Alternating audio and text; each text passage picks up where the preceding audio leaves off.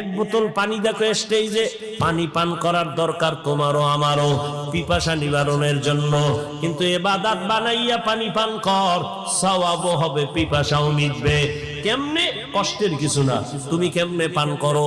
বাম হাতটা নিয়ে লাগায় দেবা বোতলে, ডান হাত দিয়া মুখা খুইলে একটা টান মারবা বাম হাতে, আধা লিটার নাই। আমি এটাকে ইবাদত বানায় পান করব। ডান হাতে বোতল ধইরা, বাম হাতে মুখাটা খুইলা আমি বোতলটা মুখে দিয়া একবারে পুরাটা পান করব না, তিনটা স্টেপ দিয়া আমি পান করব। তিন নিঃশ্বাসে পানিও পান হবে, ইবাদত হবে। ইবাদতের পরিণাম ফল বিনা হিসাবে জান্নাত।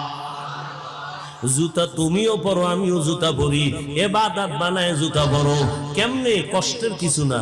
তোমারে কে বলছে ইসলাম কঠিন? বড় সহজ, তুমি মানতে জানো না।